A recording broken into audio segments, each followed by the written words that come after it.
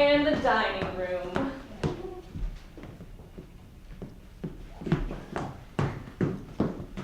And the dining room. Oh boy. You see how these rooms were designed to catch the early morning light? I'll say. French doors, lovely garden, flowering crabs. Do you like gardening? Used to. Imagine having a long, leisurely breakfast in here. As opposed to coffee on Eastern Airlines. Exactly. You know, this is a room after my own heart. I grew up in a dining room just like this. Same sort of furniture. Everything. So did I. Then here we are. Welcome home.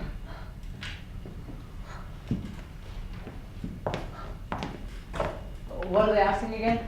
Make an offer. I think they'll come down. Trouble is, we'll never use this room. Oh, now. No, we won't. Last 2 houses I lived in, my wife used the dining room table as sort of a laundry. Oh, dear. Maybe you better show me something more contemporary. That means something farther out. How long have we got to find you a home? 1 day. And how long will the corporation keep you here after we found it? 6 months to a year. Oh, then definitely we should look farther out. You can look at the kitchen as we leave. You shouldn't have shown me this first. I thought it was something to go by. You spoiled everything else. Oh no, we'll find you a home if we've got all day, but wasn't it a lovely room? Let's go. I'll buy it.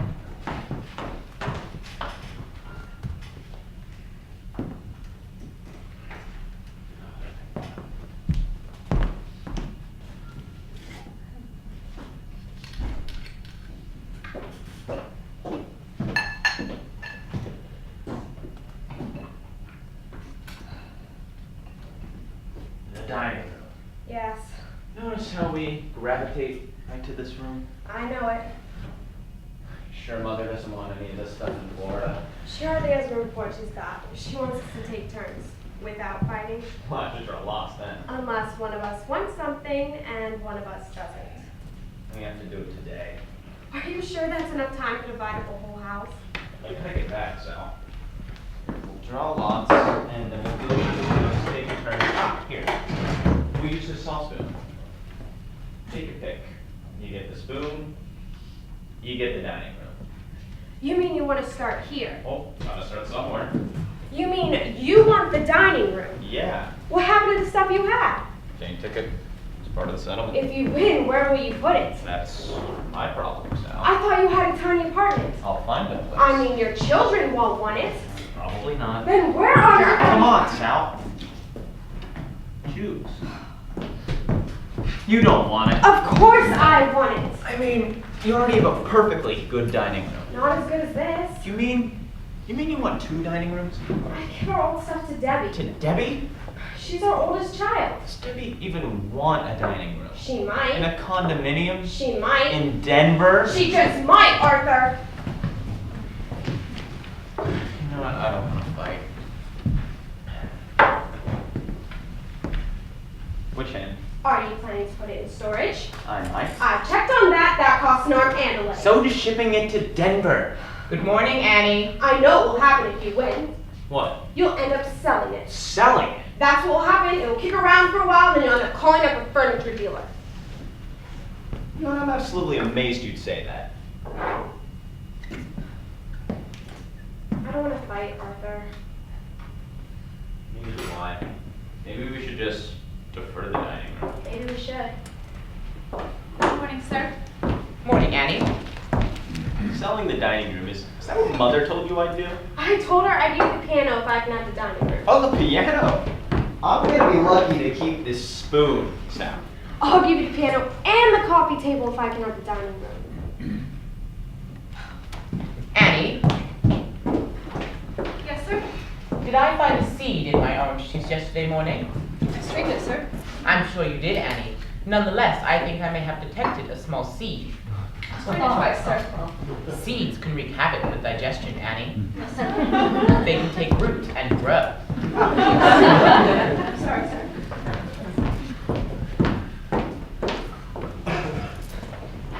Daddy, Yes, good morning, Lizzie Boo.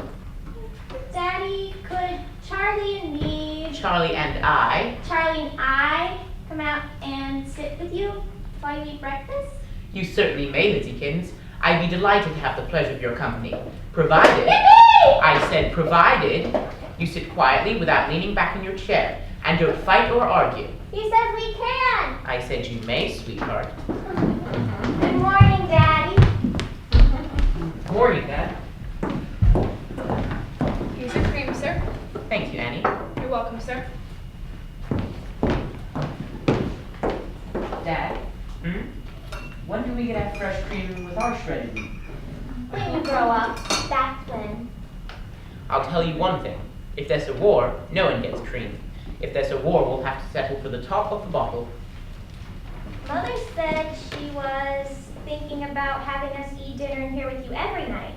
Yes, your mother and I were both thinking about that, and we're looking forward to it. As soon as you children learn to sit up straight, then I see no reason why you shouldn't have a pleasant meal together every evening. Could we try it tonight, Dad? Could you give us a test? No, Charlie, not tonight, because tonight we're giving a small dinner party. But I hope very much you and Liz will come down and shake hands.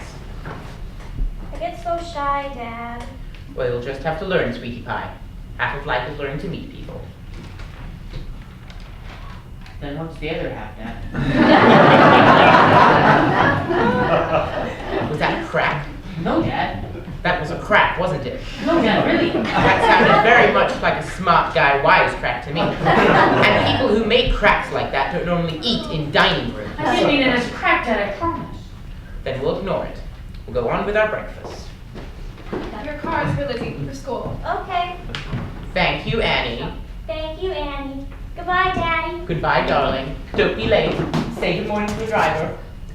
Sit quietly in the car. Work hard. Run, run. Goodbye. Dad, Hmm? can I read the funnies? Certainly. Certainly you may.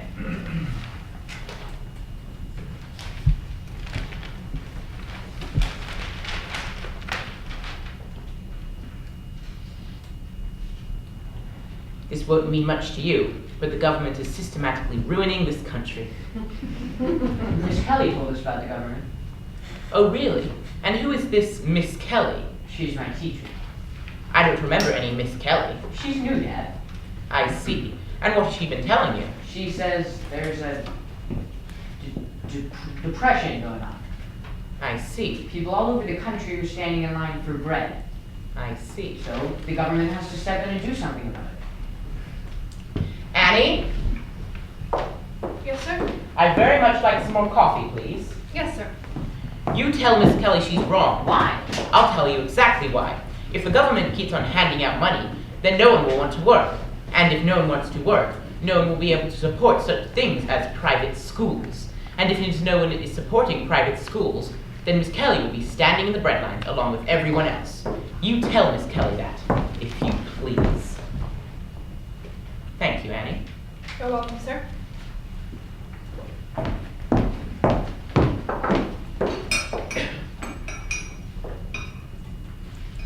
Dad, Hmm? could we leave a little earlier today? We'll leave when we always leave. I'm always late, Dad. Nonsense. I am, Dad. Yesterday I had to walk into assembly while they were already singing the hymn. A minute or two late. Everyone looked at me. You tell them to concentrate on that hymn. Can't. It's that stoplight at Richmond Avenue. It's affecting our timing. It's not just the new stoplight, Dad. Sometimes I come into class when they're already doing arithmetic. Miss Kelly says I should learn to be punctual.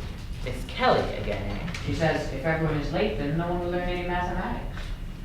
Now you listen to me, Charlie. Miss Kelly may be an excellent teacher. Her factoring may be flawless. Her geography beyond question. But Miss Kelly does not teach us politics, nor does she teach us how to run our lives. She's not going to tell you or me to leave in the middle of a pleasant breakfast and get stuck in the bulk of morning traffic, just so you can arrive in time for a silly hymn.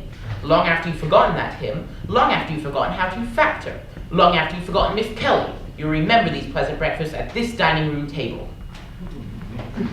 And here's your mother to prove it. Good morning, darling. Good morning, Charlie. I know people who leap to their feet when a beautiful woman enters the room. Oh, that's all right, dear.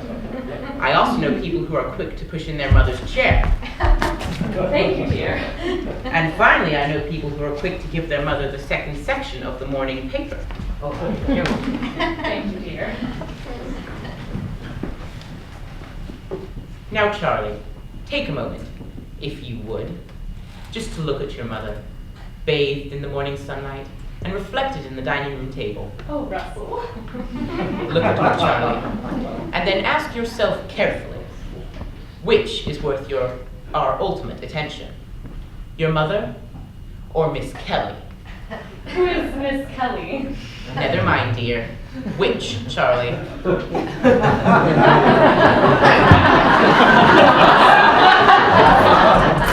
My mother? Good. Fine.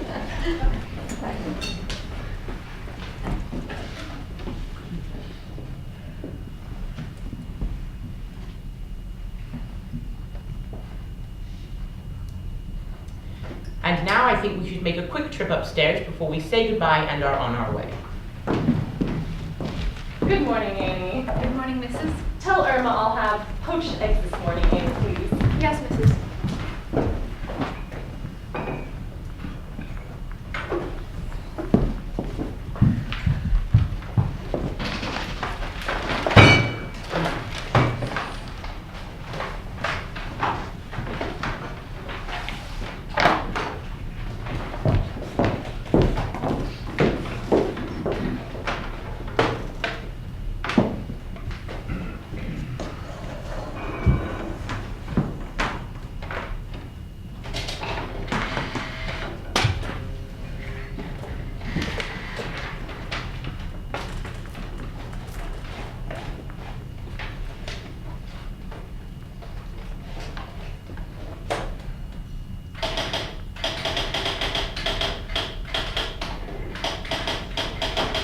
Hey, Oops, I thought you were gone.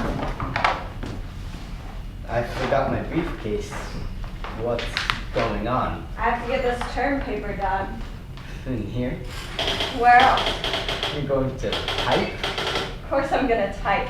Here? At that table? Why not?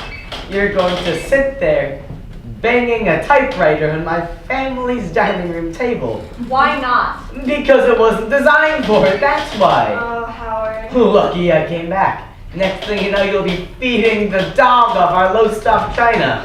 Now rubber pads are good. Look, I checked and I'll get something else if you want.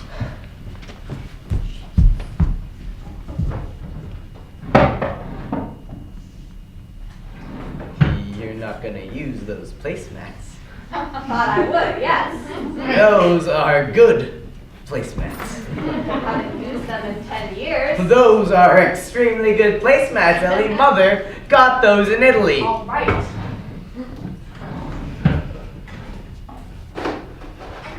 I'll use these then. Mind if I use these? We put pots on them. We can certainly put a typewriter. Yes, Mrs. I wonder if anything might have happened to my poached eggs this morning, Annie. Irma is cooking 2 more, Mrs. 2 more. The first one slid off the plate while she was buttering the toast. Is she drinking again? No, Mrs. Tell me the truth. I don't think so, Mrs. I'd better go see. A simple question of 2 poached eggs. Honestly, Annie, sometimes I think it's better if we just do it ourselves. Yes, Mrs. Don't you have a plane to catch? It's kind of hard to work when your husband's hovering over you like a helicopter. Well, it's kind of hard to leave when your wife is systematically mutilating the dining room table. Well, be careful, Howard. I swear. Now, goodbye. Couldn't you please work somewhere else? I'd like to know where, please. What's wrong with the kitchen table? Doesn't work, Howard. Last time the kids got peanut butter all over my footnotes. I'll set up the bridge table in the living room. And I just have to move whenever you and the boys wanted to watch a football game. You mean you're going to leave all that stuff there? I thought I would, yes. All that shit all over the dining room. It's a term paper, Howard. It's crucial for my degree. You mean you're going to commandeer the dining room for the rest of the term? Just sits here, Howard. It's never used. What if we want to give a dinner party? Since when have we given a dinner party? What if we want to have a few people over, for Christ's We sake? can eat in the kitchen. Jesus! Everybody does these days. That doesn't make it right! Let me get a good grade and my master's degree so I can be out of here every day. Fine. What the hell, then why don't I just turn it into a tool room every night?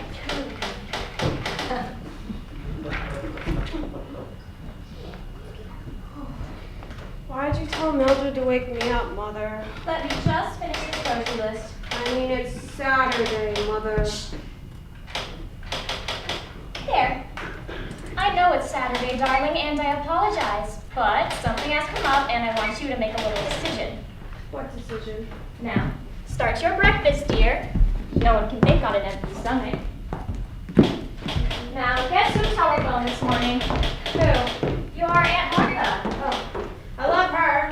So do I, but the poor thing hasn't got enough to do, so she was on the telephone at the crack of dawn. What does she want? Well, now, here's the thing. She's got an extra ticket for the theater tonight, and she wants you to join her. Sure. Now, wait till I finished here. I told her it was your decision, of course. But I thought you had other plans. What other plans? Now, think, darling. Isn't there something rather special going on in your life this evening? Oh. Am I right, or am I right? Dancing school. Shit. Not dancing school, sweetheart. The very first session of the junior assemblies, which are a big step beyond dancing school. I can't work in this place, it's like a tomb. I told Aunt Martha you'd call her right back so she could drum up someone else. I thought it was my decision. Oh, it is, sweetheart, of course. Then I'd like to see the play with Aunt Martha. Carolyn, I wonder if you're being just a little impulsive this morning. You don't even know what the play is. What is it then? Well, it happens to be a very talky play called St. Joan. We read that in school. I want to go all the more. It's the Road Company, sweetheart. It doesn't even have Catherine Cornell. I'd still like to go. To some endless play with your maiden aunt. She's my favorite person. Well, then go, if it's that important to you. Fine, I'll call her right now. Carolyn, you do realize, of course, that on the first junior assembly, everyone gets acquainted. Really? Oh, yes, it starts the whole thing off on the right foot. I didn't know that. Oh, yes, it's like the first day of school. Once you miss, you never catch up. You see why we shouldn't make hasty decisions? Then maybe I won't go at all. What do you mean? Maybe I'll skip all the junior assemblies. Carolyn. I don't like dance in school anyways. Don't be silly. I don't. I'm bigger than half the boys. I never know what to say. I'm a terrible dancer. And last year, I spent half the time in the ladies' room. That's nonsense. It's true, Mother. I hate dancing school. I don't know why I have to go. St. Joan wouldn't go to dancing school in a million years. Yes, and look what happened to St. Joan. I don't care. I'm late on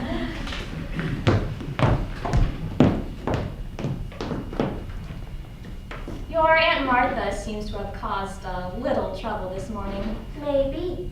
Your Aunt Martha seems to have opened up a whole can of worms. I'm glad she did.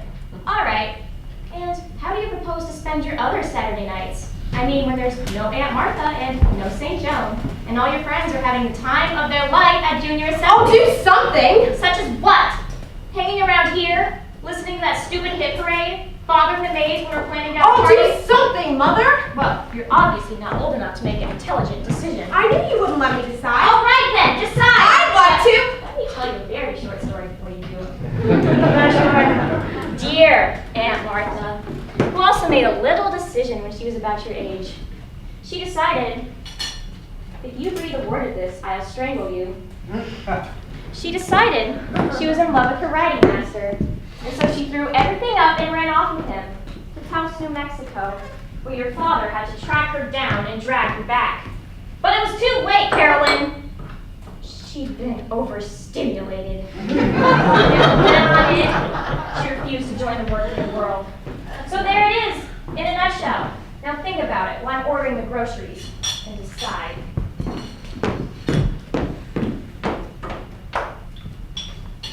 I've decided, Mother. Good. I hope you've come to your senses. I've decided to talk to Aunt Martha. You've got a dentist appointment, Carolyn. You've got writing lessons at noon. No, let's get the writing lessons, but Carolyn!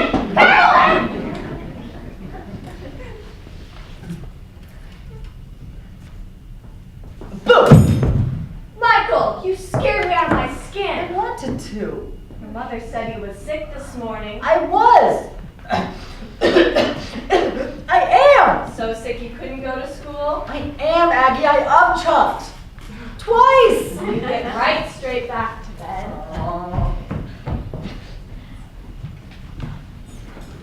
How How come you didn't do my room yet? Because I thought you was sleeping. I've just been lying there, Ag. Waiting. Well, I got more work to do now since Ida left. I got the silverware and the downstairs lavatory and all the beds besides. My mother says you want to leave us. When did she say that? Last Thursday on her day off, while she was cooking dinner, she said, now there's a war, you're looking for a job with more money. Is that true, Ag? Maybe. Money isn't everything, Aggie. Listen to him now. You can be rich as a king and still be miserable. Look at my Uncle Paul. He's rich as Croesus, and yet he's drinking himself into oblivion. What do you know about all that? I know a lot. I eat dinner here at the dining room now. I listen. And I know that my Uncle Paul is drinking himself into oblivion, and Miss Williams has a tipped uterus. Here now, you stop that! It's true, Ag. And it proves that money isn't everything. So you don't have to leave us. Not just the money, darling. What, Ag? Don't you like us anymore? Michael? Don't you like our family? Oh, Mikey? Are you still mad at me for keeping you in the bathtub? That's enough now. What, Ag? How come you're just leaving? Because I don't want to do domestic service no more. Why? Because I don't like it no more, Mike. That's just because I left. You have too much work to do now, Ag. No, darling. Oh, I'll help you. I swear. I'll make my own bed. I'll take out my towel. I'll try to be much more careful when I pee. No, really, I will. And I'll tell my parents to have less dinner parties. I'll tell them to give you more time off. I'll tell them to give you all day Sunday. No, darling, no. I'm serious, I Ag. know, darling, I know. Okay, let's measure it out then. When will you be going then, Ag? As soon as your mother finds someone else. She can't find anyone, Ag. She will, she will. She says she can't. Keep showing up with dirty fingernails and dyed hair. 25 feet 7 inches. Fine room. Big room. You got to stay, Ag. You can't just leave people in the lurch. Look at these French doors. I'm looking. I'm also thinking about heat loss. I'll stay till you go away for the summer. Oh. 6 feet 2 inches. You're gonna get married, aren't you, Ag? Maybe, That guy you told me about to be person. maybe. You're gonna have children? You will. I know you will. You'll have a boy of your own. Hold it tight now. Will you come back to see us? Oh my, yes. You won't, Ag. I will, surely. You won't! Never come back. I'll never see you again, ever. 15 feet 8 inches. Come here, Mike. Oh. Come here and give Aggie a big No, hug. why should I? No! Just a squeeze for old time's sake. No. Go hug your own kids, Agnes. I've got work to do. Got a whole stack of homework. I'm missing a whole day of school! Michael! Okay, there's your dining room, Doctor. There it is. Big room. Light room. Commodious room. One of the reasons we bought the house. And one of the reasons we should consider breaking it up. Breaking it up? Now, bear with me. What say we turn this room into an office for you and a waiting room for your patients? I thought we planned to open up those maid's rooms on the 3rd floor. Oh, hold on. Relax. The patient trusts the psychiatrist, doesn't he? Why can't the psychiatrist trust the architect? Now, here's the ground plan of your house. Here's what you're stuck with for the moment, and here, with these approximate dimensions, is your dining room. I see. Now, just suppose we started with a clean slate. Suppose we open this up here, slam a beam in here, break through here and here, throw out that, blast out this, and what do we have? I'm not quite sure. Well, we don't have a dining room anymore. That's what we don't have. But where would we eat? Here, right here. Look, I'm putting an eating area. Here's the fridge, cooking units, Cuisinart, butcher block table, chrome chairs. See, look at the space, the flow. Wife cooks, kids at the table, you stack the dishes, all right here. Democracy at work in your own home. Now, let's review your day. You come down here to breakfast, everybody's fixing his or her own thing. Eggs, cornflakes, Pop-Tarts, whatever. You eat, chat, read the paper, say goodbye, come and here to go to work. Do you have a nurse or a receptionist? No, I'm just a humble shrink. Well, you come in here to the reception room, maybe adjust the magazines on a table here, maybe add your newspapers to the pile. Then you come through a soundproof door into your office.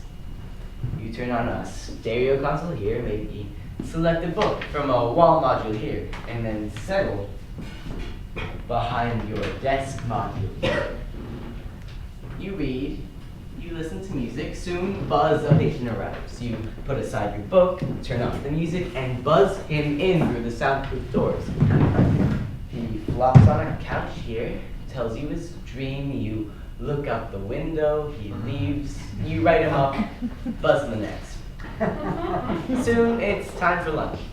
You come in here to have lunch with the wife or one of the kids, and then maybe stroll back in here for a nap. More patients, more buzzes, and soon it's time for a nice, easy, cooperative supper with your family. But not in the dining room. No, not in the dining room. This room has such resonance. So does a church. That doesn't mean we have to live in it. Look, I know whereof I speak. I grew up in a room like this. Oh, yes? Oh, sure. This is like home turf to me. Really? Oh, God, yes. My father sat in a chair just like this one. And my mother sat there. My sister sat here, and I sat right here. Oh, it all comes back. Do you want to tell me about it? Man, it was torture. That's all. Those endless meals, waiting to begin, waiting for the dessert, waiting to be excused so they couldn't lean on you any longer. Was it that bad? And it was brutal. I remember one time I came to the table without washing my hands, and my father... Go on. Never mind. The point is, Doctor, it's time to get rid of this room. Tell you frankly, I'm not interested in screwing around with any more maids' rooms. I can do that in my sleep. What I want is the chance to get in here so I can open up your whole ground floor. Now, what do you say? I'll have to think about it. Okay, fine. Take your time. Tell you what, I'll send you my bill for the work I've done so far. Good. And I'll send you mine.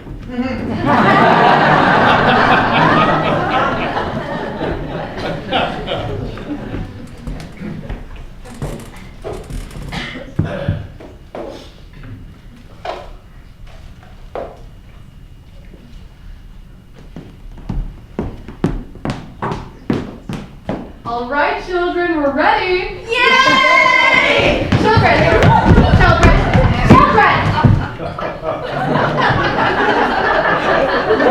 This is a dining room. This is not the monkey house at the zoo. The zoo. You can put away all of the ice cream and cake. Good, that's much better. I want everyone to leave the dining room quietly. Leave? Quietly! And go out into the hall and come back in here the right way. That's it. Go out, turn around, and come in. Come in as if you were your mummies and daddies coming into a lovely dinner party. No, let Winky go first, since it's her birthday and she's the hostess. Good. Now Winky's just at the table. That's it. No. Billy, you sit next to Winky. It should be boy, girl. That's it. Very good. Now what do we do with our napkins? Yes, exactly. We unfold them and tuck them under our chins. Then we put on our party hats. Can their boys wear the hats in the house? Yes, they can, Brewster, because this is a special occasion. And sometimes on special occasions, the rules can change. Sometimes. And some of the rules. There's my daddy. Where, Billy? Hi, Bill. What brings you here? Gotta pick up Bill.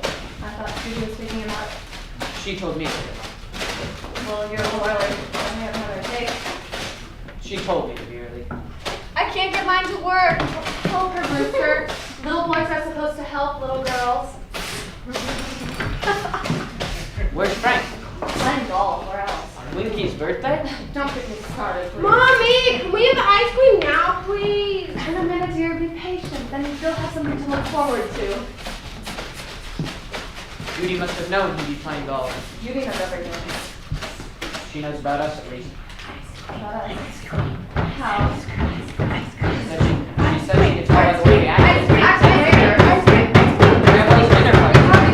That's how she could tell. They want ice cream. We want ice cream! She's gonna fight. Fight what? We haven't done anything. We want ice cream! We want ice cream! We want ice cream! Children, you win. Yay! Now, Roberta is very busy in the kitchen because she also has a dinner party tonight.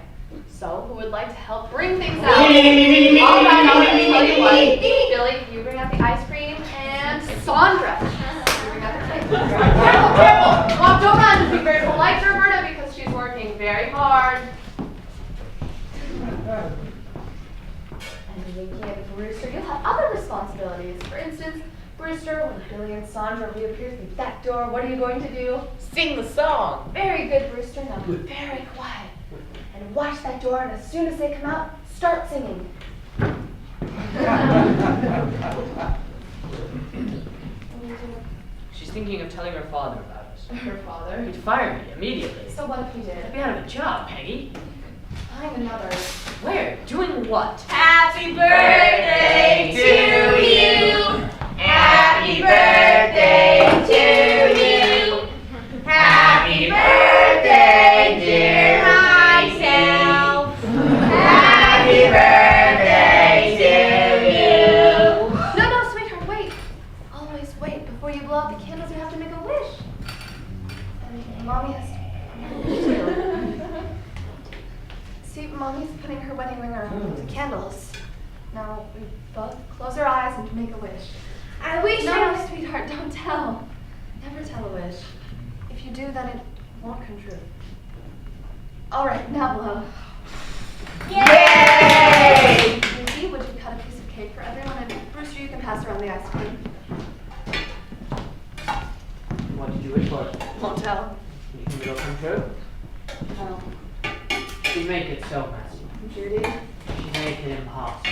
so would Frank. Not Frank didn't care. Be careful, we're messy. We could leave town. Go where? Got an uncle in Syracuse. Syracuse? We could live there. Is it nice? Syracuse? I think it's on some lake. Syracuse. And you'd have Winky and I'd get Bill in the summer. In Syracuse. At least we'd be free. Winky, wipe your mouth, please. Billy, would you come here a moment, please? Sit down.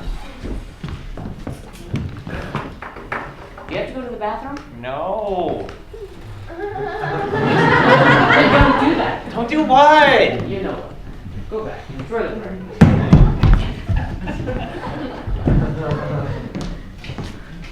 Sorry. I grew up here We didn't. to just pick up Hang stakes. on.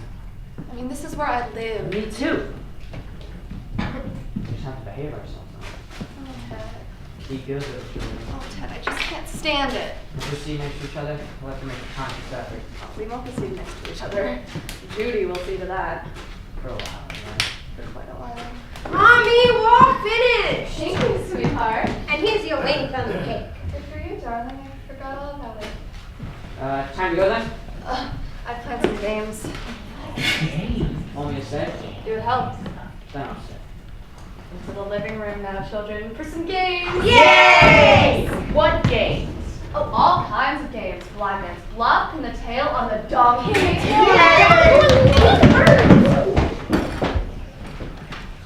I'll get them started. Would you want to ricochet Roberta?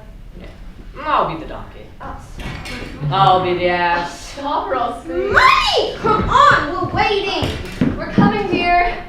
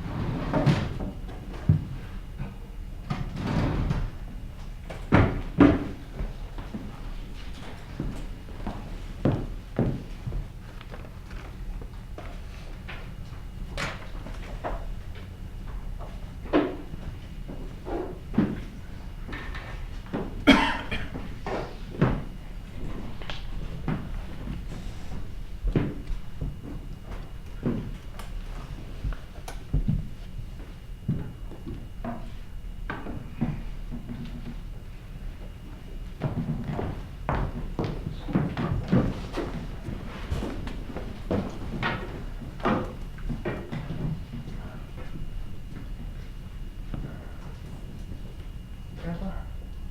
Which one are you? I'm Nick, Grandpa. And what do you want? To have lunch with you, Grandpa. Then you're late. I went down to the club.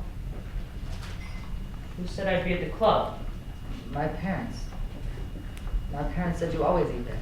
Lately I've been coming home. Yes, sir. Don't know half the people at the club anymore. Rather be here at my own table. Dora takes care of me. Don't you, Dora? Yes, sir. Well, you tracked me down anyway. That shows some enterprise. Bring him some lunch, Dora. Yes, sir. Thank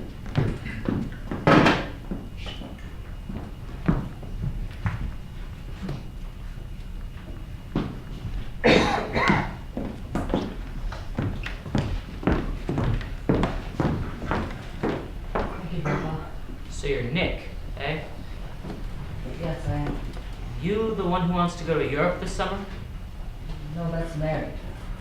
That's my cousin. You the one who wants the automobile? Says she can't go to college without an automobile. No, that's my brother Tony, Grandpa. What do you want then? Oh, I don't really. Everyone who sits down with me wants something. Usually it's money. Do you want money? Yes, sir. For what? For my education, Grandpa. Education, eh? That's a good thing. Or can be. Doesn't have to be. It can be a bad thing. Where do you want to be educated? St. Luke's School in Litchfield, Connecticut. Never heard of it. It's an excellent boarding school for boys. Is it Catholic? Oh, I don't think so, Grandpa. Sounds Catholic to me. I think it's high Episcopalian, Grandpa. And it's expensive.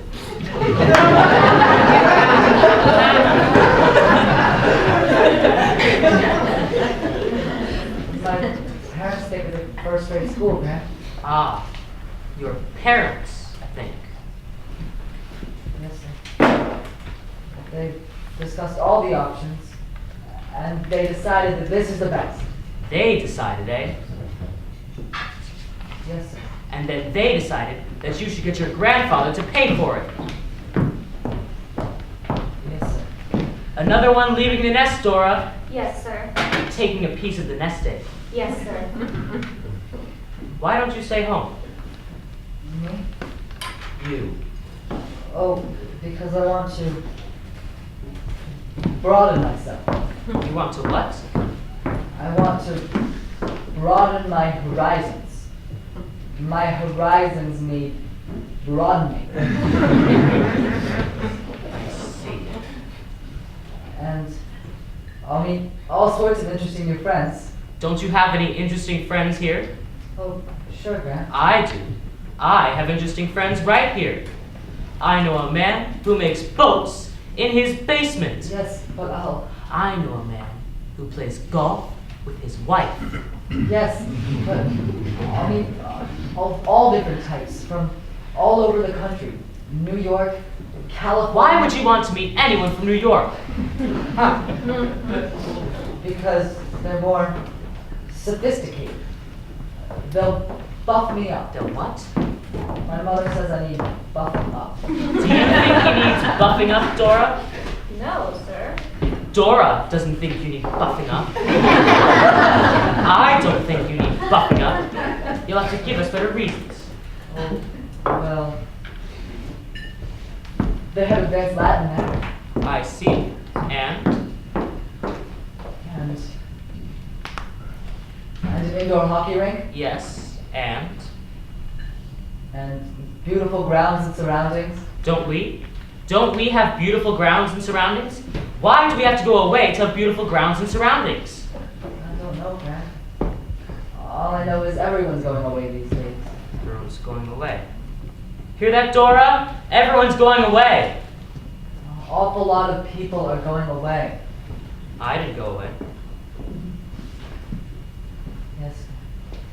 Didn't even go to Country Day. Went to the old PS 36 down on Huron Street. I know that, Grant. Didn't finish either. Father died and I had to go to work. Had to support my mother. I know, Grant. Father didn't go to school at all. Learned Greek at the plow. You told us, Grant. Yes, well, I didn't do too badly without a high Episcopalian boarding school or an indoor hockey rink. But you're a self-made man, Grant. Oh, is that what I am? And what are you? Don't you want to be self-made? Or do you want other people to make you? What you got to say to that? I don't know. Everyone's going away. Me? I went away twice. Took 2 vacations in my life. First vacation, took a week off from work to marry your grandmother. Went to Hot Springs, Virginia. Bought this table. Second vacation, Europe, 1928. Again with your grandmother. Hated the place. Knew I would. Miserable meals. Took along a trunk load of shredded wheat. Came back when it ran out. Back to this table. They're leaving us, Dora, scattering like birds. Yes, sir. We're small potatoes these days. Yes, sir. This one wants to go to one of those fancy New England boarding schools. He wants to play ice hockey indoors with that crowd from Long Island and Philadelphia. He'll come home talking with marbles in his mouth. We won't understand a word, Dora. Yes, sir. And we won't see much of him either.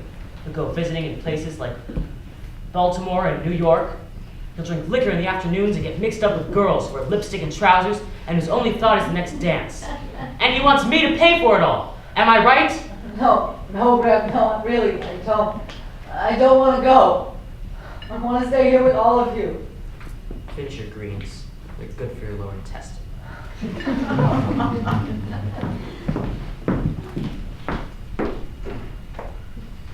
No, you go. You've got to go. I'll send you to St. Hoosie's and Betsy to Miss Whatsy's and then Andy to whatever it's called. And Tony can have his automobile and Mary can go to Europe and it's all fine and dandy. Go on. Enjoy yourselves. All of you. Leave town, travel, see the world. It's bound to happen. And I'll tell you who'll be sitting here when you get back. I'll tell you who'll be sitting right in that chair. Some Irish fella, some Jewish gentleman will be sitting right at this table, saying the same thing to his grandson. And your grandson will be back at the plow. And come to think of it, that won't be such a bad thing either. Will it, Dora? No, sir.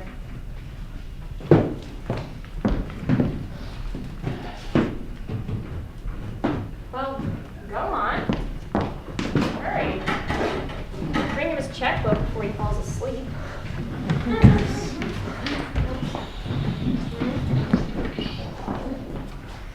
What do you think? You're in trouble. Oh dear, I knew it. It's becoming unglued. I know the feeling. I'm not part of the scenes. Wow. Huh. Do you think it's hopeless? Let me check the table. It shakes very badly. I had a few friends over the other night. Every time we tried to cut our chicken, our water glasses started tinkling frantically, and the chairs creaked and groaned. It was like having dinner at Pompeii. I'm checking the joints here. It's all very sad how things run down and fall apart. I used to tell my husband, my ex-husband, we have such lovely old things. We should oil them, we should wax them, we should keep them up. But of course I couldn't do everything and he wouldn't do anything. So now here you are to give us the coup de grace. Whoa. Hey, look at this. What? Look under here. I don't dare. I'm serious, look. Wait till I put on my glasses. Come on. Where I can't see. Here, look. See the support? See how loose it is? I see it. It wiggles like that. And over here, I'm gonna have to put in a whole new piece over here. See that? That's gone. I see. And oh, excuse me, please. This entire pedestal is loose. Probably needs a new dowel. Gonna have to ream it out, put in another one. Do you think so? Oh yeah, in fact, your whole dining room needs to be re-screwed, re-glued, renewed.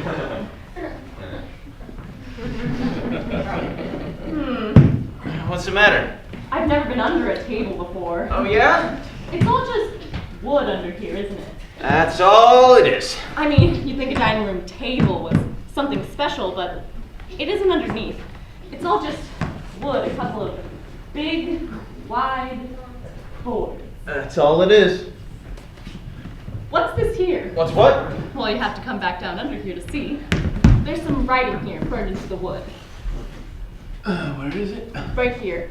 Freeman's Furniture, Wilkes-Barre, Pennsylvania, 1898. Ah, that's the manufacturer's mark right there. 1898. That's what it says. But that's not so old. Not if it was made in 1898. That's not even an antique, it's just American. Oh yeah, there's a lot of these around now. They used to just crank them out at the end of the 19th century.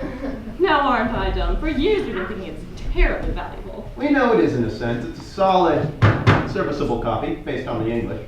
Well, I'll be darned. You'll learn something new every day. You know a lot about furniture, don't you? Well, I'm beginning to. Beginning to. I'll bet your father was a cabinet maker or something. My father was a banker. A banker? Oh yeah, and I used to be a stockbroker until I got into this. I don't believe it. Oh yeah, I decided I wanted to see what I was doing and to touch it and to see the results. So I really. I'm amazed. I mean, I know some stockbrokers. Is this the support that's bad? Yep, that's the one. What if we put a nail in here? Not a nail, a screw. All right, and Ugh. another over here? Or at least some household cement. Well, they have these epoxy glues now. All right, and maybe cram a matchbook in here or something? Not a matchbook. A wedge then. A wooden wedge. Good idea. See, I can do it too.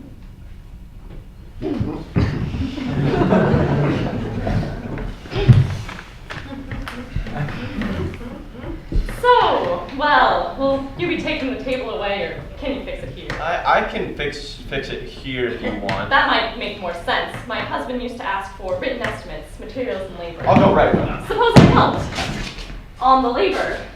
Well, I've never worked that way. I should learn. I shouldn't be so helpless. Okay, why not? Besides, it's not an antique. If I make mistakes, it's not the end of the world, is it? Oh, not at all. When can we start? We can start today, now if you want. Then we're a partnership, aren't we? We should have a drink to celebrate. Okay. What do we have? Something snacky like a martini? Oh no, I gave those up at the stock market. What a beer. Fine idea. Good, solid beer, if I want.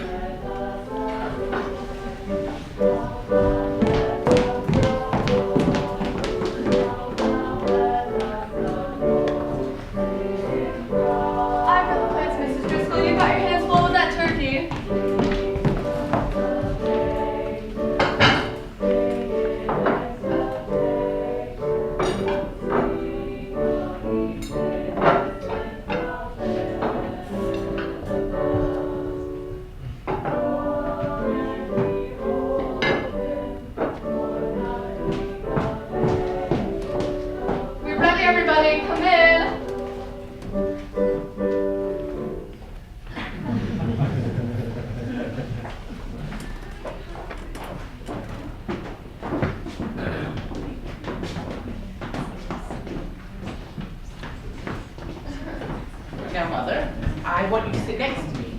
And Fred, you sit on Mother's left. And Ben, you sit opposite her where she can see you. And Nancy and Beth will look at the table. And there we are.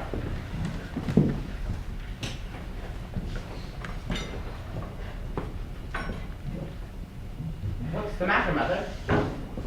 I'm not quite sure where I am. You're here, Mother, in your dining room. This is your table, and here are your chairs. Here's the china you got on your trip to England.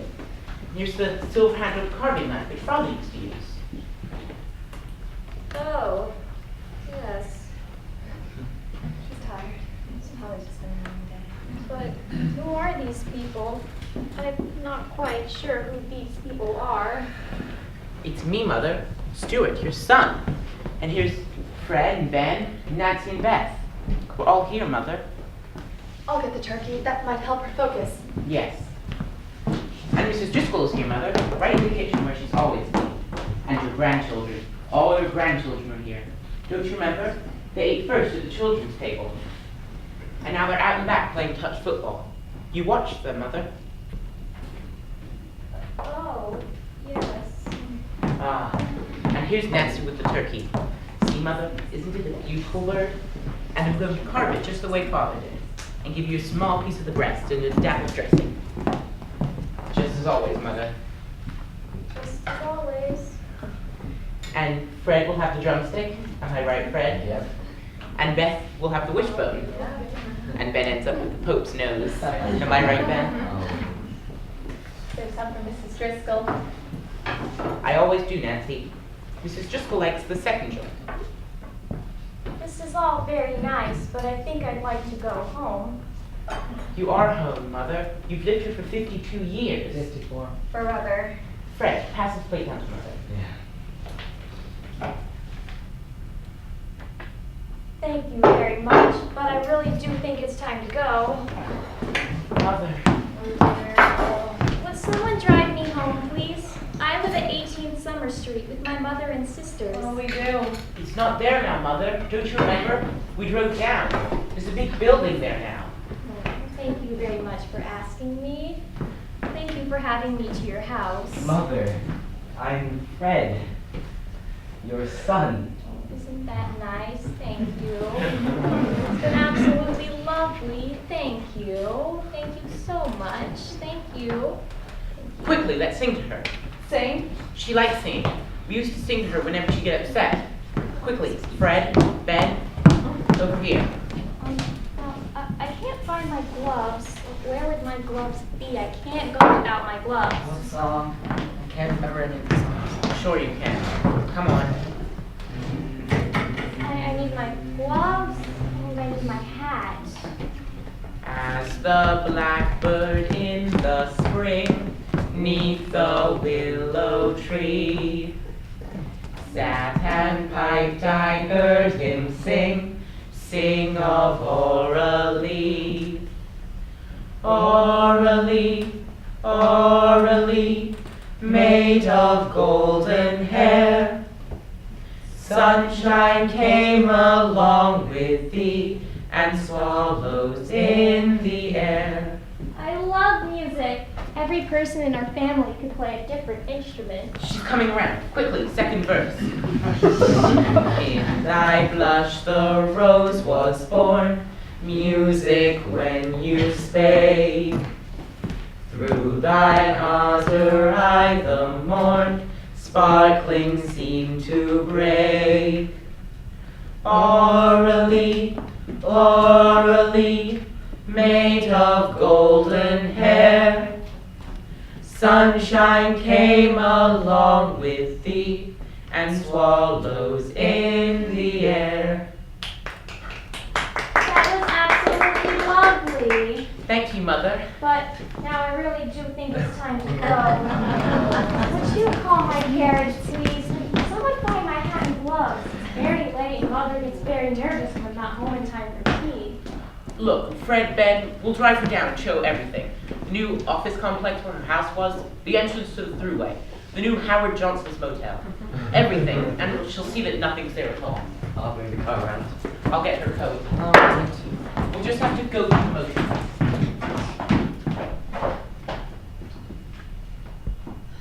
That's scary. I know it.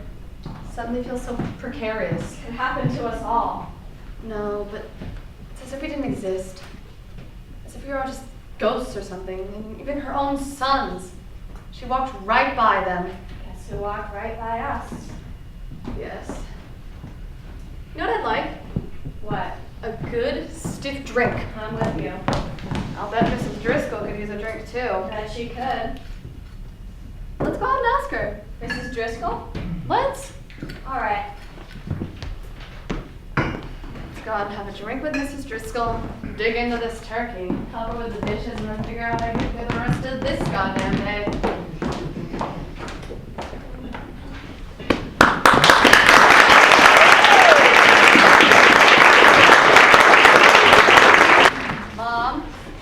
Mom, anybody home? See, I told you to sit here. Where is she? She works at a boutique 4 days a week. My father's away in business in Atlanta or Denver or somewhere. Come on, show where they keep the liquor. My mom's always here when I get home from school. Always. Bummer. When she isn't, my grandmother comes in. Ha! The liquor's in the pantry. Oh, hey, Nito. What? This room. That's our dining room. I know, but it's viciously nice. What do you want? Gin or vodka? You decide. Well, there's more gin, so it's less chance they'll notice. Gin night. The reason there's more gin is because you put water in it last week. Vodka. Tell you what, we'll mix a little of both. Okay. Do you use this room? Oh, sure. Special occasions, huh? When the relatives come to visit? Every night. Every night? Well, at least every night they're both home. Really? Oh, sure. Every night they're both home. My father insists that we eat in the dining room at 7 o'clock. Here, gin and vodka and Fresca. The boys are in the pot.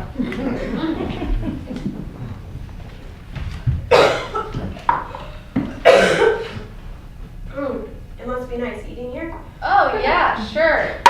You bet. We have to lug things out, lug things back in, and nobody can leave until everything's cold. We have to carry on a decent conversation, and no one can leave till everyone finishes. It sucks, I know. Sucks out loud. We eat in the kitchen. Can you watch TV while you eat? We used to. We used to watch the local news and weather.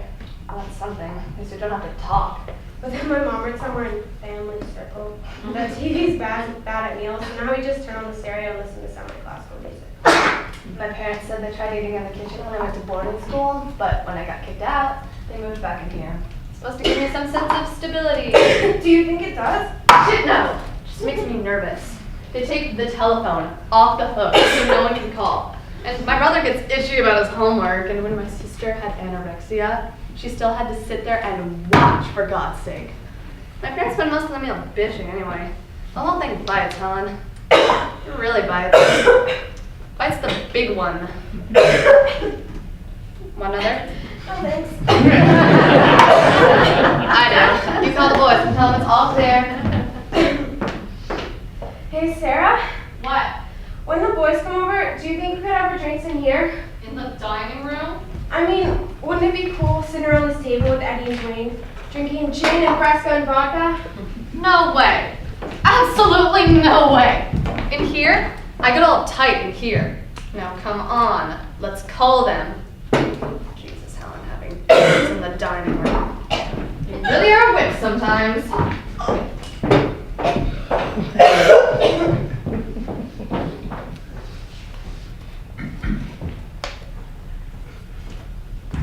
I'm in here, Gordon. I made tea. Tea? Tea. Why tea? Because I like it. I love it. Or would you like a drink? No thanks. Oh, go ahead. Don't worry about me. We even have it in the house and I never touch it. No thanks, Kate. Then have tea. It's very good. It's Earl Grey. I ought to be getting back. Gordon, please, have tea. All right. Thank you.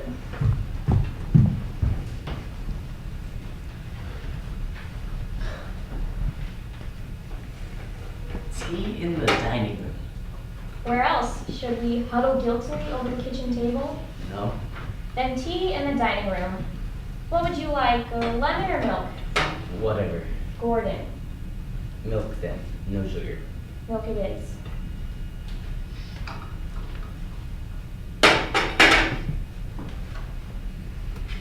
Well, sit down for heaven's sake. I thought I heard a sound. A sound? And what sound did you hear? A distant lawnmower? A faulty burglar alarm? I thought I heard a car. A car? On this godforsaken street? Should we rush to the window, cheer, wave flags? Go easy, Kate. Well, I doubt very much that you heard a car. It stopped. The sound? The car! The car stopped. All right, Gordon. You heard a car stop. But it's not Ed's car, is it? Because Ed, as you and I well know, is in Amsterdam, or Rotterdam, or who gives a damn until next Tuesday? Now sit down. Please. Have tea for heaven's sake.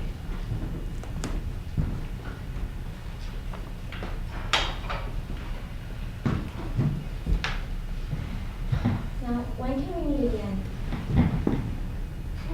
I heard a car door slam. Oh, really? Well, that's because cars have doors, and people, when they get really frustrated, feel like slamming them. I'm going. I see how it is. A quick tumble with the bored wife of your best friend. Someone's at the door. No? Yes, someone with a key. Oh, honey, gotta stay. Mom? I'm home, Mom! We're in the dining room, dear. Darling! How did you get here? I took a cab from the bus station. You look marvelous, taller than ever. Say hi to Uncle Gordon. Hi, Chris. Welcome home. Is this way to teach you at Deerfield not to shake hands, not to call people by name? Hello, Uncle Gordon. Hi, Chris. But what brings you home, my love? I expected you Saturday. I got honors. Honors?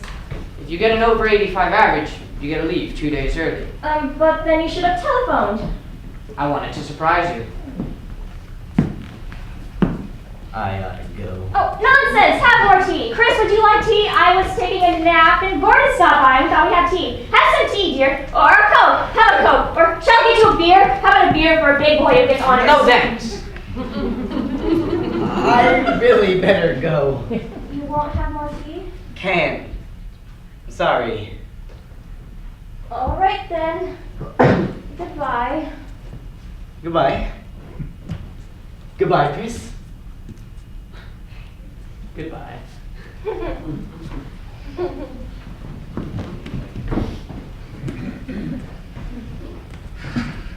He wanted to talk to me about stocks. I inherited some stock he thinks I should sell, and so we stopped by. Mom, where's Dad? He's in Europe, darling, as I think I wrote you. He'll be home next Tuesday. Oh, Mom. And what does that mean, pray tell? Oh, Mom. I'd like to know, please, what that means. We happen to be having tea, Christopher. It happens to be a very old custom. Your grandmother used to serve tea at the same table with the same china every afternoon. All sorts of people would stop by, all the time.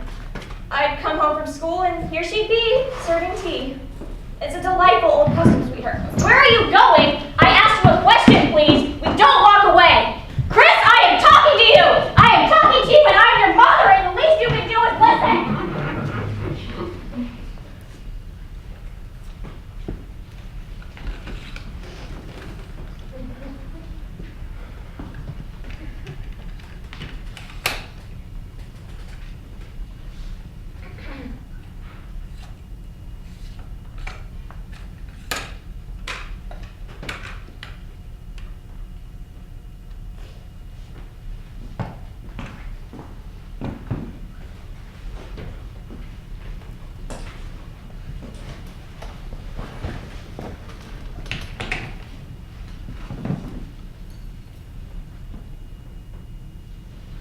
Would you mind setting up over here, Aunt Harriet? I'd like to get you in the late afternoon light. Certainly, Tom.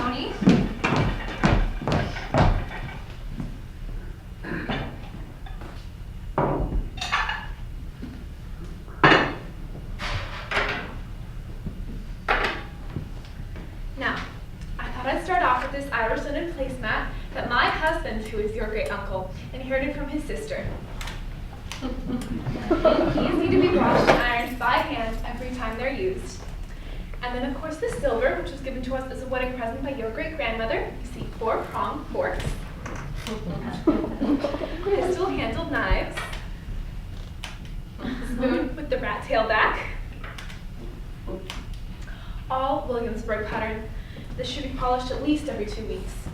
And this is Staffordshire, as is the butter plate. All of this is bone. The wine glasses are early Steuben, but the goblets and finger bowls are both Waterford. None of this goes in the dishwasher, of course. It's all far too delicate for detergents. Finger bowls? Yes, well, our side of the family always use finger bowls in between the salad and dessert. Would you show me how they work? Certainly, dear. You see, the maid would take away the salad plate like this, and on the finger bowl like this. And we filled approximately halfway with cool water. There might be little rose floating in it or a sliver of lemon. Now, of course, we'd have our napkins in our laps like this. And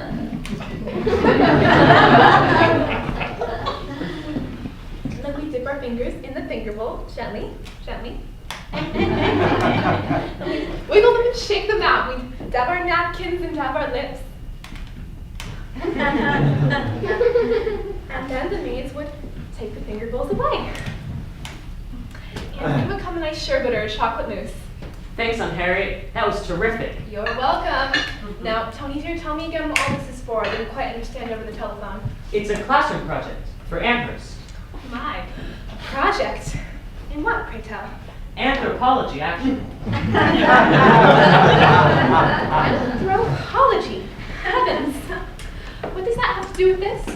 Well, you see, we're studying the various eating habits of various vanishing cultures. For example, my roommate is doing the Cree Indians of Saskatchewan, and someone is doing the Kikuyus of northern Kenya. And my professor suggested that I do a slideshow on us. Us? The wasps of northeastern United States. I see. You can learn a lot about culture from how it eats. Such as what? Well, consider the finger bowls, for example. Here you have an almost neurotic obsession with cleanliness, reflecting the guilt which comes with the last stages of capitalism. Or, notice the unnecessary accumulation of glass and china, and the compulsion to display it. Or, the subtle hint of aggression in these pistol-handled knives. I think I'll ask you to leave now, Tony. Aunt Harriet. I was going to invite you to stay for a cocktail, but now I won't. Please, Aunt Harriet. Out, right now, before I telephone long distance to your mother. Vanishing culture, my eye. I forbid you to mention my name in the classroom or show one glimpse of my personal property. And you can tell that professor of yours that I have got a good mind to drive up to Amherst with this pistol-handled butter knife in the seat beside me and cut off his anthropological balls.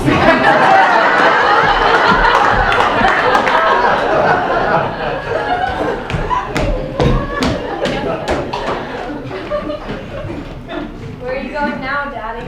I think your mother might want a drink. She's reading to the children. That's why she might want one. She wants no such thing, Dad. Well, then I want one. Now it's not even 5. Oh, really?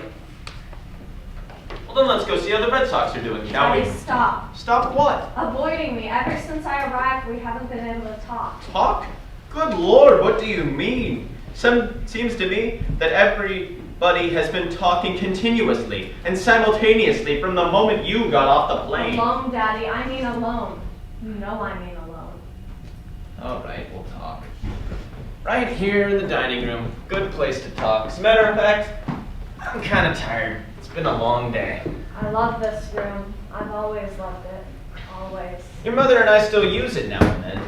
Mrs. Robinson still comes in and cooks us a nice dinner. Still, lamb chops, broilers. I've left him, Daddy. Oh, well now, a little vacation. I've left him permanently. Yes, well, permanently is a very long word. I can't live with him, Dad. We don't get along at all. Well, you may think that now, We but... live here, Dad, Here? for a few months. With 3 small children? While I work out my life.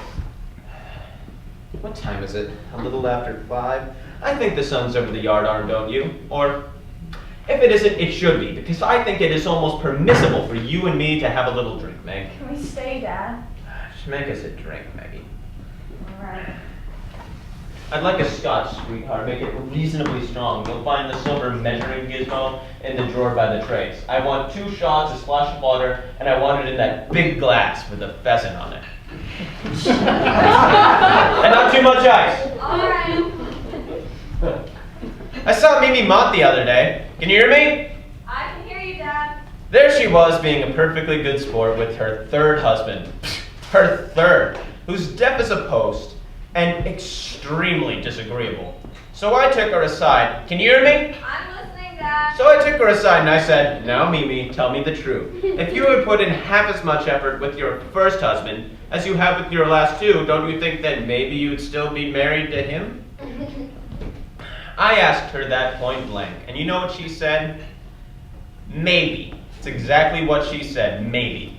If she had only made the effort. That's your generation, Dad. Oh, that's every generation. It's not mine. Every generation has to make an effort. I won't go back to him, Dad. I want to be here. I wanted the glass with the pheasant on it. I think the kids used it. Oh. So can we stay, Dad? Well, I sleep in your room now. Your mother kicked me out because I ignored her. And we use the boys' room to watch TV. I'll use the guest room. And where will the children sleep? On the 3rd floor in the maids' rooms? We closed them off because of the oil bills. I don't care, Dad. We'll work it out, please. Give it another try first. No. Another try. She's got someone else now, Dad. She's moved in. Oh, then fly back there and kick her out. Oh, Dad. I'm serious. You don't know this, but at one point I had become romantically involved with Mrs. Shoemaker.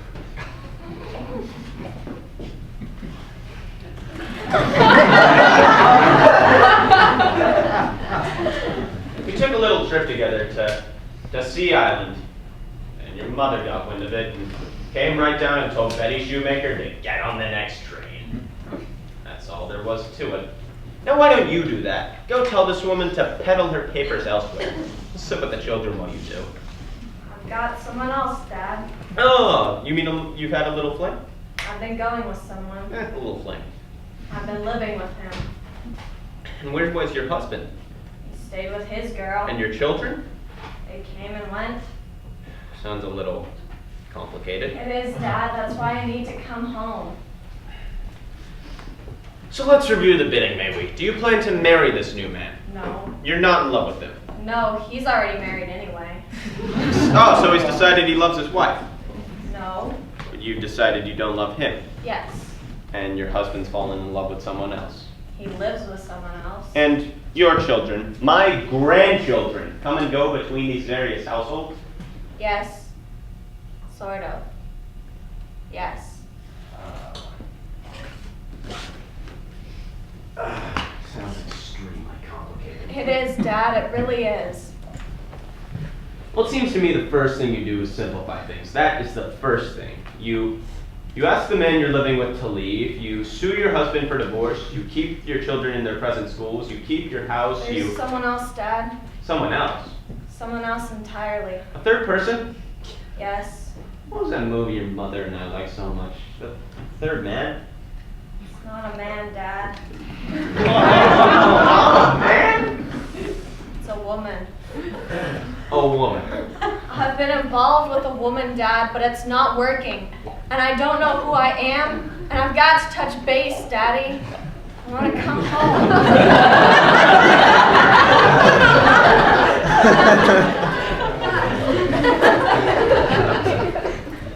I'd like a repair. Would you like a repair? I'll take your glass. I'll make us both repairs. I'm all mixed up, Dad. I'm all over the ballpark. I've been seeing a crisis counselor. I've been jogging 2 miles a day. I've taken a part-time job and none of it's working, Dad. I want to take my children to the zoo, and the park lake, and the art gallery, and do all those things you and Mother used to do with us. I want to start again, Dad. I want to start all over again. I made one for your mother. And I found the glass with a pheasant on it. In the trash. Somebody broke it. So let's go see if we can have a nice cocktail with your mother and see if we can get the children to sit quietly while we do. You don't want us here, do you? Of course we do, darling. A week, 10 days, you're most welcome. I can't go back, Dad. Well, neither can I, sweetheart. Neither can I.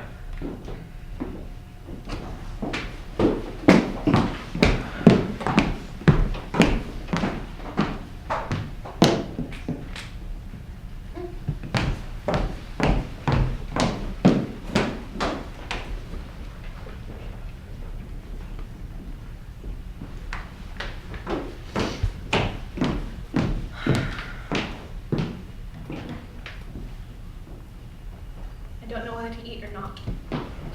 What's the trouble, Mother? I don't know whether to eat or not. Your father and I were sitting in the living room having a perfectly pleasant cocktail together when all of a sudden that stupid telephone rang and now he's holed up in the bedroom talking away. Well, who's he talking to? I don't know. I don't even know. I think it's someone from the club. Are we eating or not? I simply don't know. I don't know whether to go ahead or not, Bertha. Mr. Thatcher is still on the telephone. Couldn't we at least have the soup? I simply don't know. Take 5 more minutes, Bertha. Yes, Mrs. Honestly, that telephone, I could wring its neck. It should be banned. It should be outlawed between 6 and 8 in the evening. I've got to go. Go? Go where? Out. You mean you can't even sit down and have some of Bertha's nice celery soup?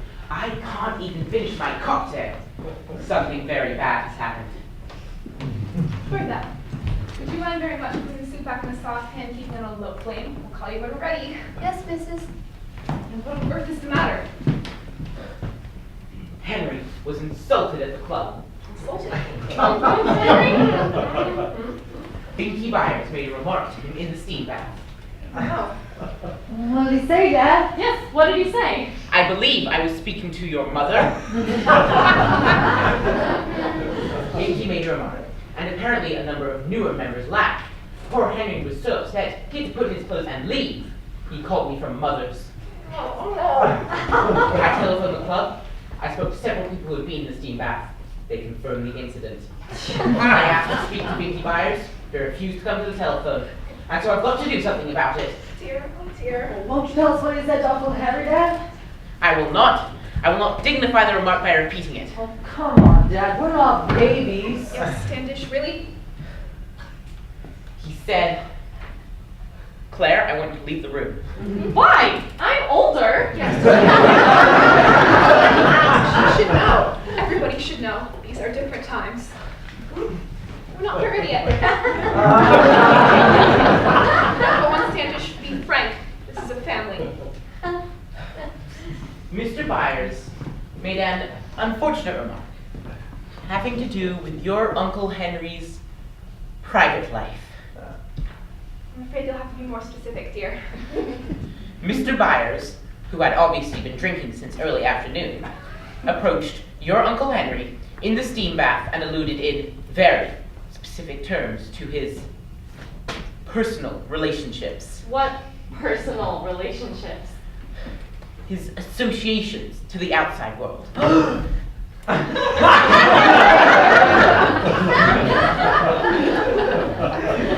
Darling, Mr. Byers must have made some unfortunate remarks having to do with your Uncle Henry's bachelor attachments. You know, Uncle Harry's a fruit? I was just from school, dear. I don't care if he got it from God. The point is, my own brother was wounded at his club. But what can you do, dear? Go down there. To your mother's? To the club. I'll demand a public apology in front of the entire grill. But if he won't even come to the telephone... I'll have to fight him. Standish! I have to. Oh, Daddy! I can't let the remark stand. Can I go? Can I come with you, Dad? You may not. I want you home with your mother. Standish, for heaven's sake! No arguments, please. But Binky Byers is half your age and twice your size. It makes no difference. I think he goes in the boxing team at Dartmouth. No difference whatsoever. What about your bad shoulder? What about your hernia? I'm sorry. I imagine I shall be seriously hurt. But I can't stand idly by. Oh, Daddy, please don't go! The lamb will be overdone, Mrs. And it's a beautiful lamb, Standish! Now you listen to me. All of you. And you too, Bertha. There is nothing I'd rather do in this world than sit down with all of you now and have some of Bertha's fine celery soup. Followed by a leg of lamb with mint sauce and roast potatoes. Am I right about sauce and potatoes, Bertha? Yes, sir. There is nothing I'd rather do than that, but I have to forego it. My own brother was publicly insulted at his club. And that means this family has been insulted. And when this family has been insulted, that means this table, these chairs, this room, and all of us in it, including you, Bertha, are being treated with scorn. So if I stayed here, if I sat down with all of you now, I wouldn't be able to converse. I wouldn't be able to laugh. I wouldn't be able to correct your grammar, David. I wouldn't be able to kiss my handsome wife.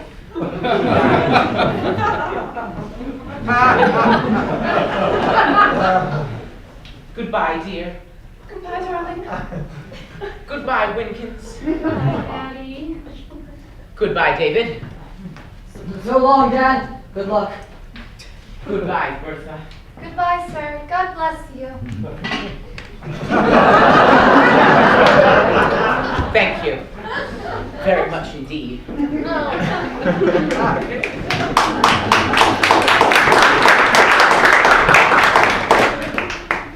course, we can't eat now, Bertha. Have something yourself and let people raid the icebox later on. Yes, Mrs. And the children can have lamb hash on Saturday. Yes, Mrs. David, you and I will drive down to the club and wait for the outcome of the visitors' lounge. Okay, Mother. So get a book. Get a good book. Get Ivanhoe. It could be quite a while. Claire, I want you to stay here and hold the fort. All right, Mother. Get on the telephone to Dr. Russell. I don't care whether he's having dinner or in the operating room. Tell him to be at the club to give your father first aid. All right, Mother. Study your French. All right. Mother, What, for heaven's sake? is it true about Uncle Henry? It may be, sweetheart, but you do not say it to him. You do not say it at the club. You certainly don't say it within a 10-mile radius of your father. Now, goodbye.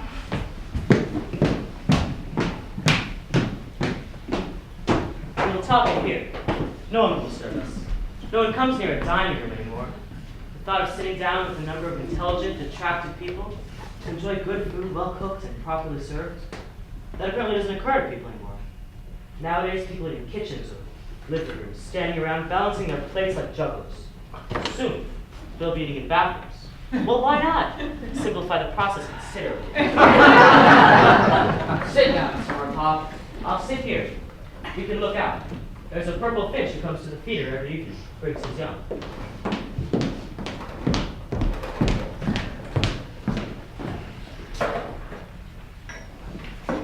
Now, I want to go over my funeral.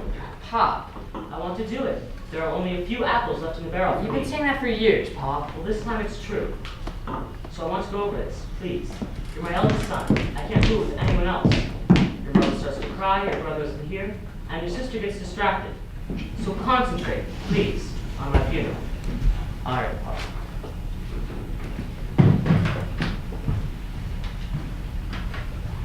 First, here is my obituary for both newspapers. I dictated it to Miss Kovac down at the office, and I've read it through twice, and it's what I want. It's thorough without being self-congratulatory. I mention my business career, my civic commitments, and of course my family. I even touch on my recreational life. I give my low score in golf, and the weight of the sailfish I caught off the Keys. The papers will want to cut both ends. Don't you let them. Okay, Paul. I also want them to print this picture. It was taken when I was elected to chair the symphony crowd. I think it will do. I don't look too young to die, nor so old won't make any difference. All right, Paul. Now I want the funeral to be announced at the end of the obituary and to occur 3 days later. This gives people time to postpone their trips and to adjust their appointments. And I want it at 3:30 in the afternoon. This gives people time to digest their lunch and doesn't obligate us to feed them dinner. Notice, I've underlined the word church. Mr. Fairweather may try to squeeze the service into the chapel, but don't you let him. I've lived in this city a good many years, and I know a good many people, and I want everyone to have a seat and to feel welcome. If you see someone milling about the door, you go right up to them and find them a place, even if you have to use folding chairs. Are we clear on that? Yes, Pop. Good. I've listed the following works to be played by Mrs. Manchester at the organ. This Bach, this Handel, this Schubert. All lively, you'll notice. Nothing gloomy, nothing grim. I want the service to start promptly with a good rousing hymn, Onward Christian Soldiers, and then Mr. Fairweather may get up and say some brief, underlined brief, remarks about my life and works. Do you plan to say anything, by the way? Me, Pop? You, do you plan to get up and talk? I hadn't thought. Don't if you don't want to. There's nothing more uncomfortable than a reluctant or unwilling speaker. If, on the other hand, you, as my eldest son, were to get on your feet and say a few Of words... course I will, Pop. Good. I'll write you in.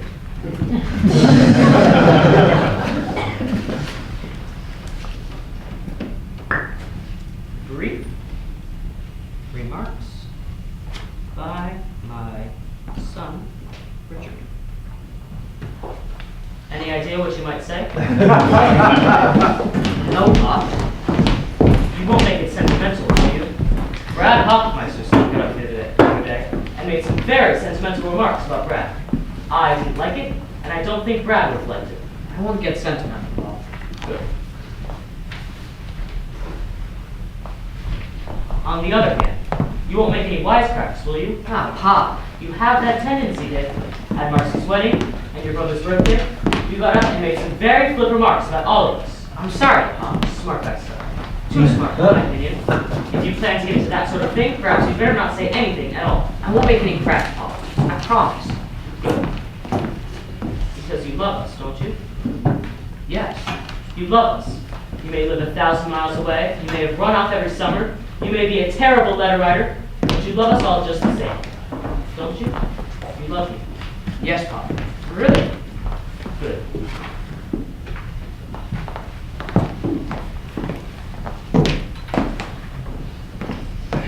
Now, it's a gravesite, just the family. I want to be buried beside my brothers and below my mother and father. Leave room for your mother to lie beside me. If she marries again, still leave room. She'll come back in the end. All right, Pop. Invite people back here after the funeral, and stay close to your mother. She gets nervous at any kind of gathering and makes mistakes. For example, don't let her serve anything good beef Peter's gin if people want to simply mix it with tonic water. After they've gone, sit with her. Don't leave the house. Stay for a few days. Please. I promise, Pop. Good. And that's my funeral. I'm leaving you this room, you know. After your mother dies, the table and chairs go to you. It's the best thing I can leave you by far. Thank you, Pop. Now we'll rejoin your mother. The envelope will be in my safe deposit box on top of the will and the stock certificates. The key will be in my left bureau drawer. Okay, Pop. You didn't see the purple finch feeding its young. Yes, I did. You saw it while I was talking? That's right. Good. I'm glad you saw it.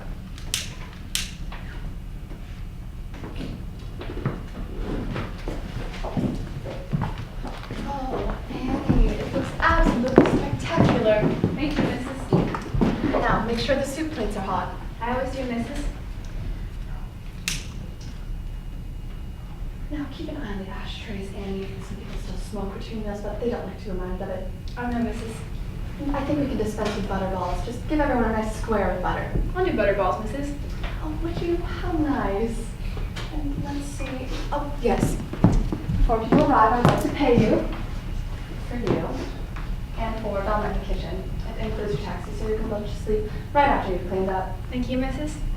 There's a little extra in yours, Annie. Just a present. Since you've been so helpful to the family over the years. Thank you, Mrs.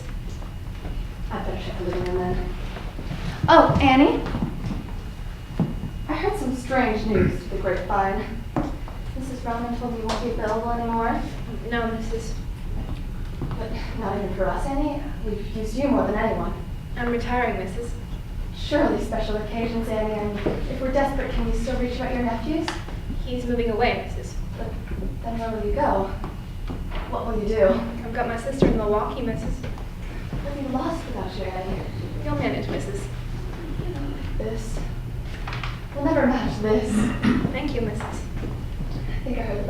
Get it, Mrs.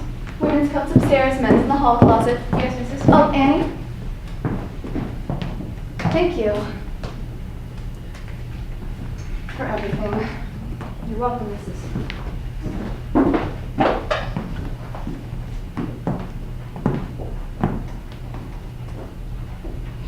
Lately I've been having this recurrent dream. We're giving this perfect party and we have our old dining room back. And even grandmother's silver before they were stolen. And Charlie's mother's royal blue dinner plates before the movers dropped them. And even the finger bowls. I knew where they were. And I've invited all our favorite people. Don't just mean our old friends, I mean everyone we've ever known and liked.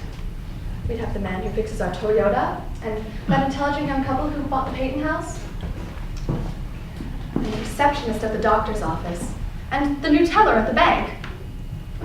And our children would be invited too, and they'd all come back from wherever they are. And we'd have 2 cocktails, and hot hors d'oeuvres, and a first-rate cook in the kitchen, and 2 maids to serve, and everyone would get along famously. My husband laughs when I tell him this dream. Do you realize, he says, what a party like that would cost? Do you realize what we'd have to pay these days for a party like that? Well, I know. I know all of that. But sometimes I think it might almost be worth it. Hey!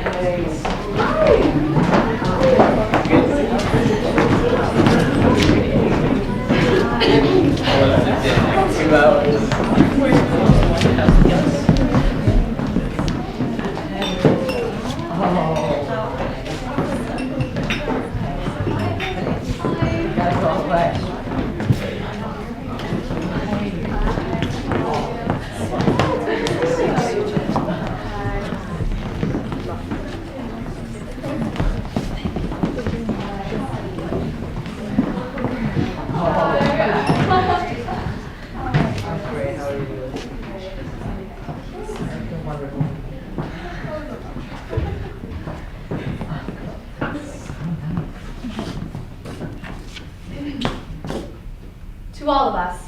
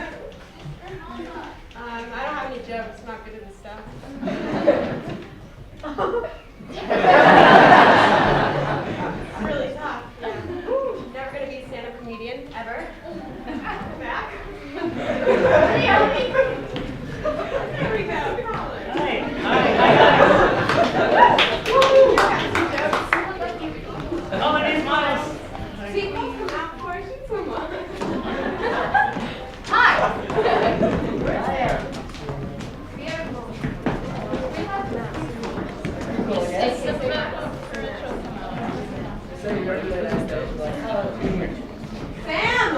Guys. Oh, hi.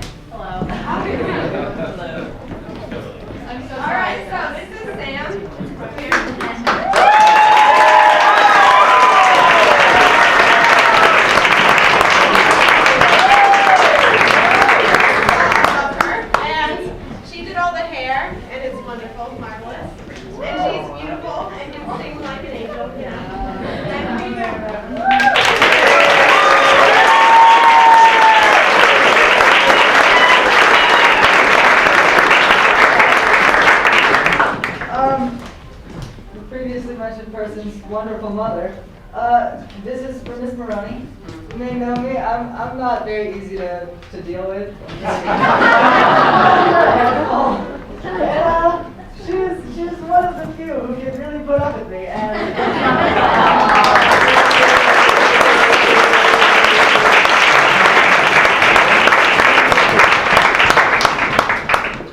Benjamin Dorr. He's awesome. He's like the most famous techie I've ever known. He's kind of amazing. And he gave me a hug, which is a first. Come here, Ben.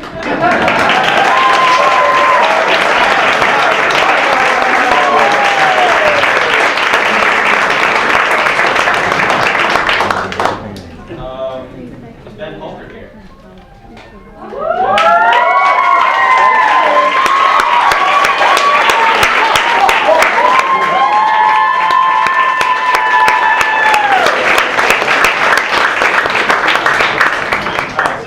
Ben's directorial debut, he co-directed, and I was in, how many scenes?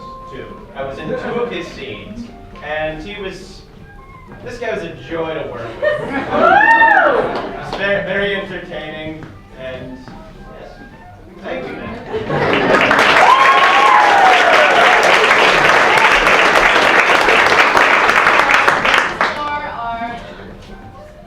Just kidding. Okay, first, Randy JP, who is conveniently hiding in the corner over there.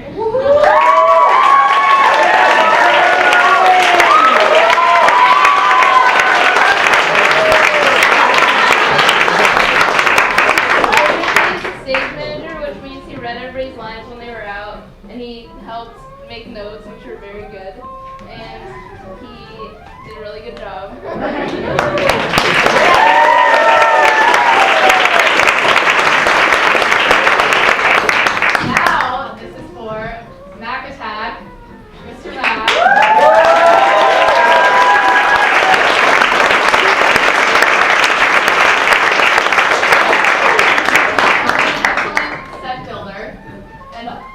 He's an awesome director, and he's really fun to work with, and he actually puts up with us, so that's like really good. I was just really happy to work with him.